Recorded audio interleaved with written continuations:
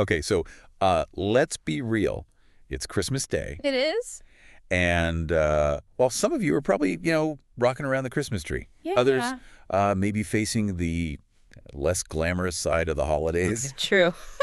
But either way, today's deep dive is about something uh, just as universal and, let's be honest, sometimes just as tricky, Right. romantic relationships. And what's so interesting is we're not talking about fixing broken relationships. We're taking a proactive approach. Right. It's like relationship maintenance. Yes. Before you even need the repairs. Right. Exactly. And for this, we're diving into a TEDx talk by Dr. Joanne Davila, Yes. who is a true expert in the field. Yeah. And her focus, this awesome concept called romantic competence. And it's not about finding, the one or anything like that. It's about building the skills you need to have healthy, fulfilling relationships, regardless of your relationship status. Okay, I'm intrigued. So it's like learning to cook a gourmet meal. You need the skills before you can even think about whipping up that culinary masterpiece. Exactly. But instead of knives and spices, we're talking about communication, self-awareness, and emotional intelligence. All right, so why is this approach potentially more helpful than, say, the usual therapy or premarital counseling route? Well, think about it. Most traditional interventions come into play when the relationship is already experiencing difficulties. Yeah. So it's like trying to fix a flat tire while you're speeding down the highway. Ouch. That's going to be a rough ride. So Dr. Davila is saying, hey, let's learn how to change a tire before we hit the road. Precisely. I like it. Yeah.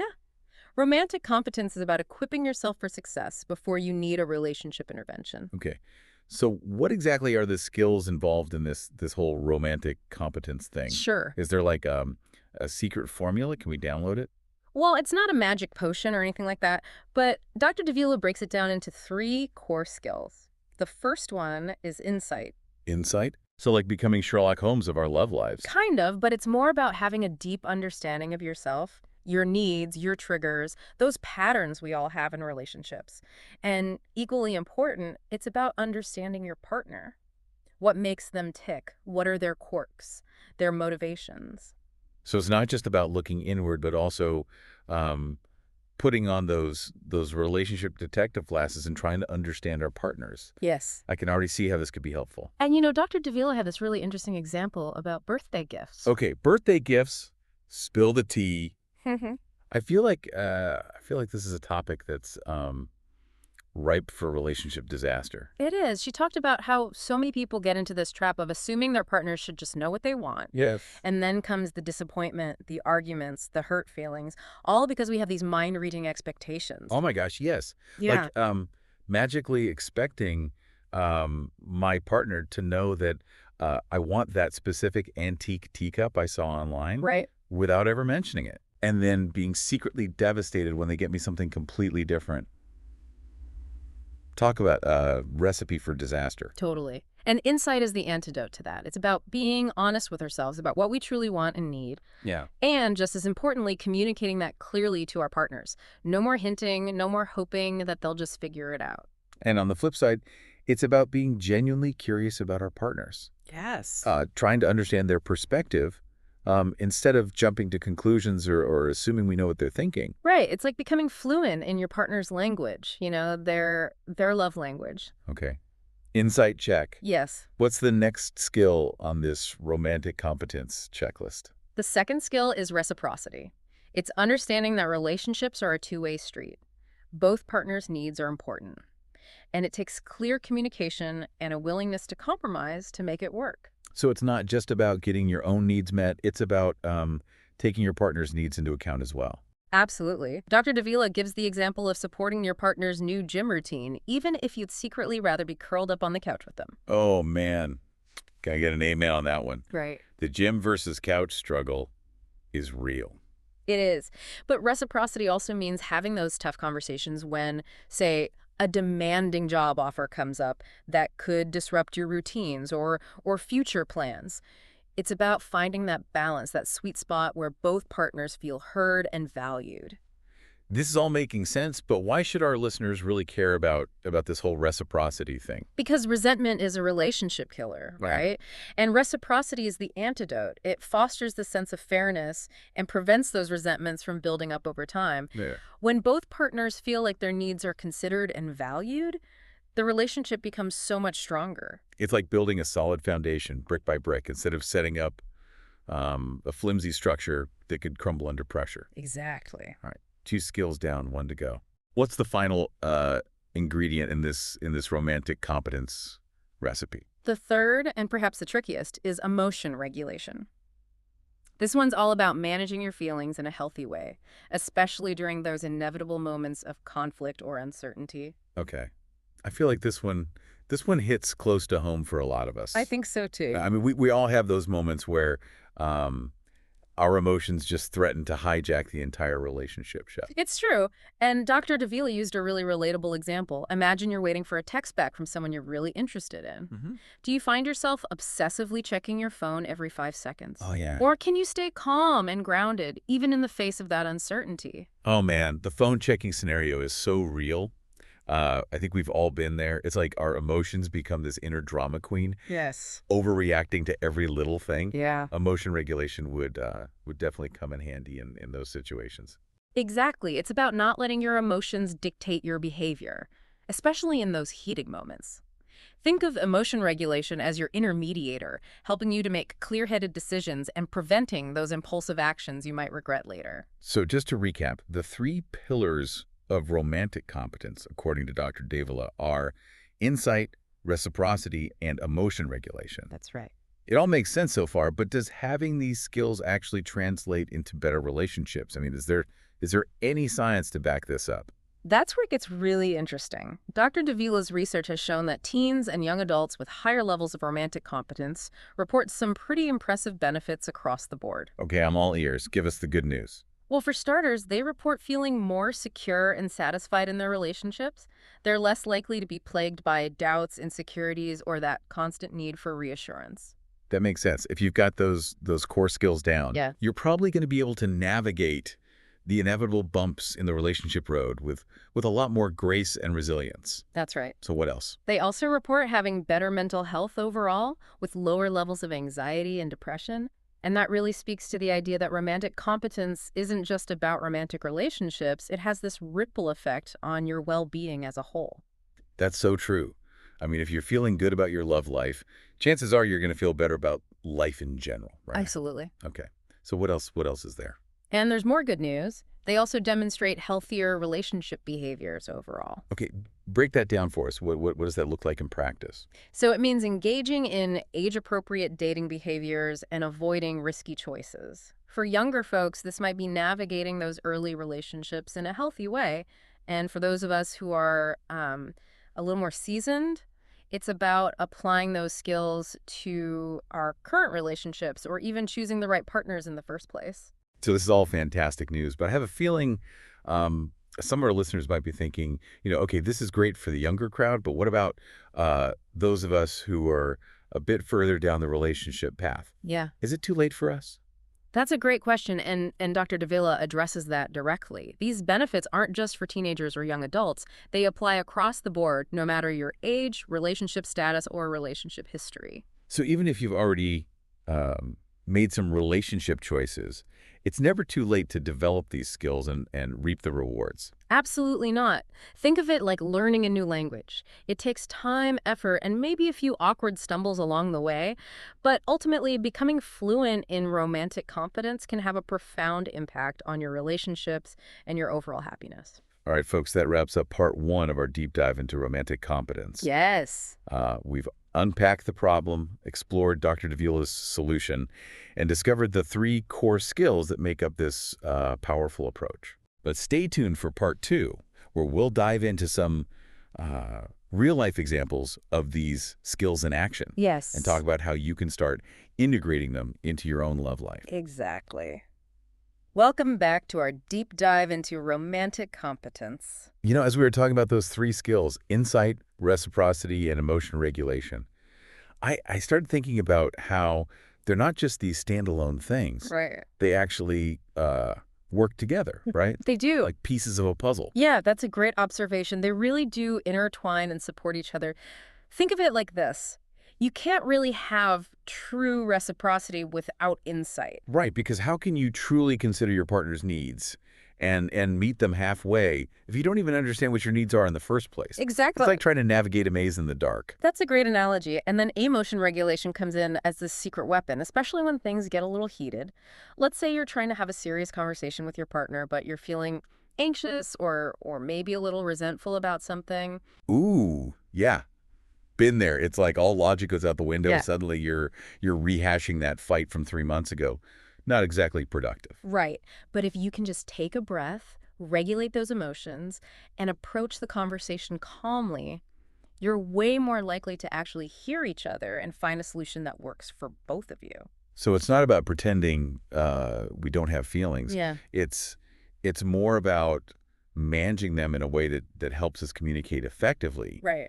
and make decisions we won't regret later. That's the key. And that brings us back to Dr. Davila's point that romantic competence is about building skills, not achieving some impossible ideal. Yeah. It's not about being perfect or never getting upset. It's about having the tools to navigate the ups and downs of a relationship in a healthy way.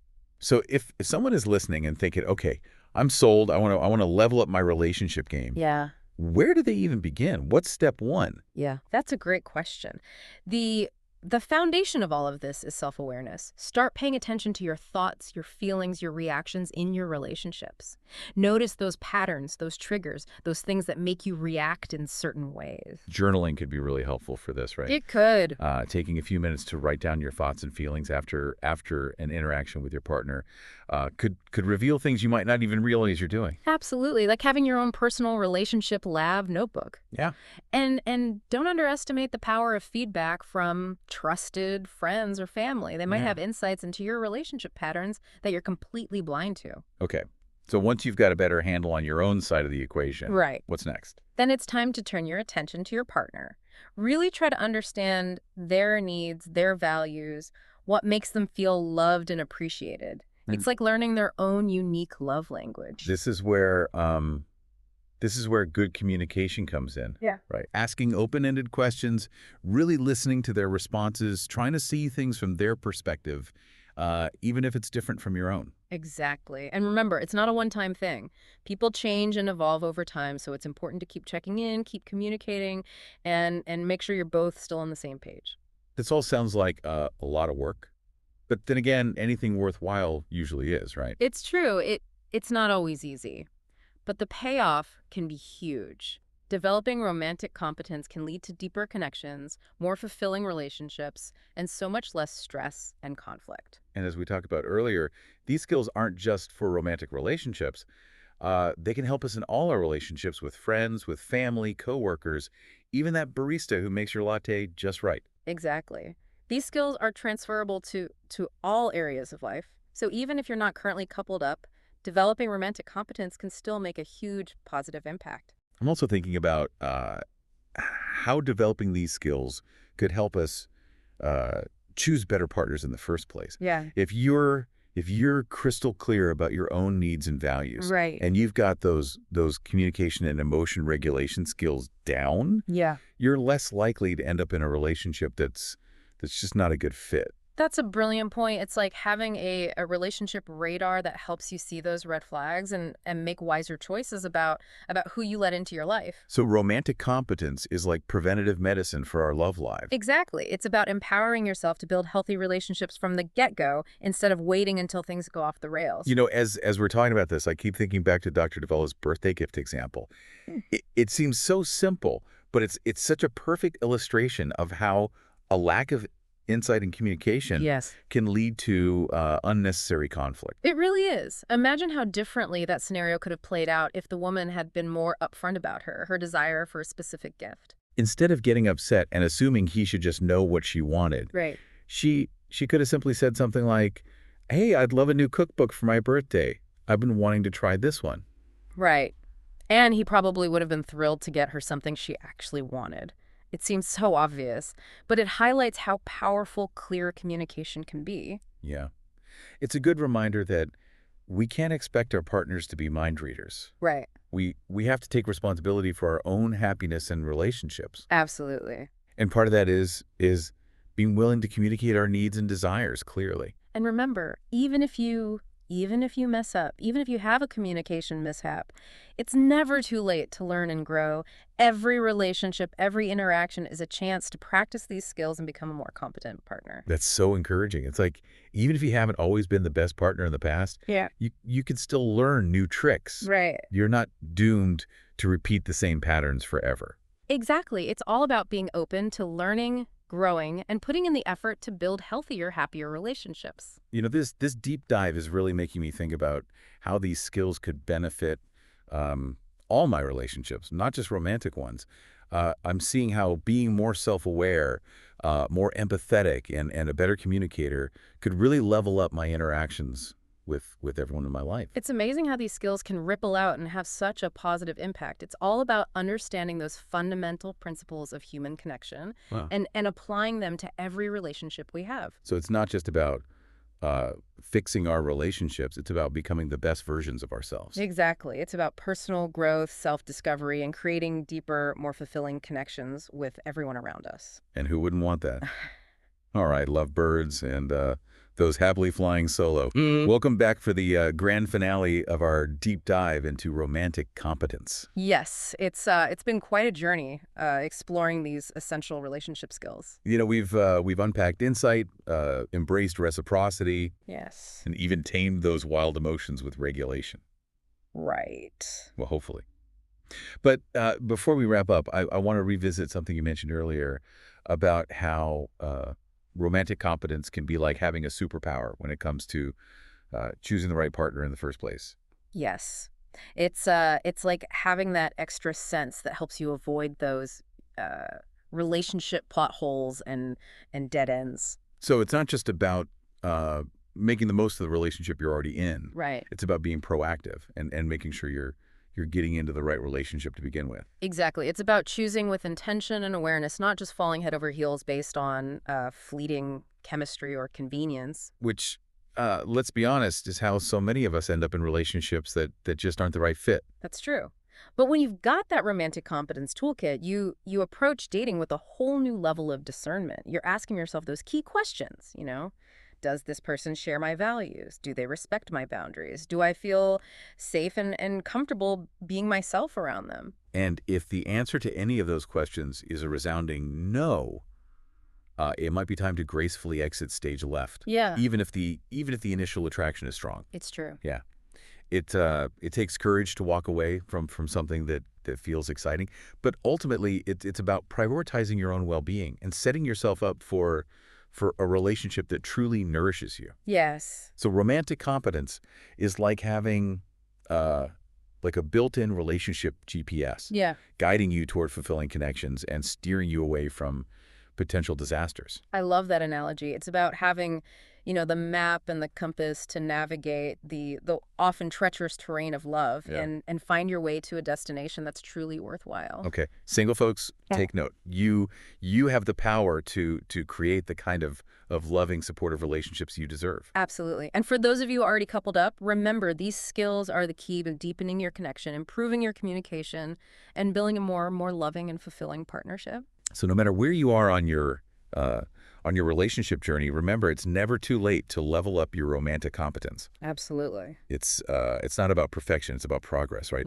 It's about those small everyday choices we make to show up as the best partners we can be. Yes. And speaking of making positive choices, as we wrap up today's deep dive, I want to remind you about something special we have to help you kick off the new year with a focus on well-being and happiness. Yes. Our happiness mantra ebook is packed with practical tips and strategies for boosting your mood, reducing stress, and cultivating a more joyful and fulfilling life. And as a special holiday treat for our amazing listeners, Yeah. you can snag this happiness boosting guide for just $9.99 instead of the usual $20. That's right. Just head over to website address and use the code Romantic Competence at checkout.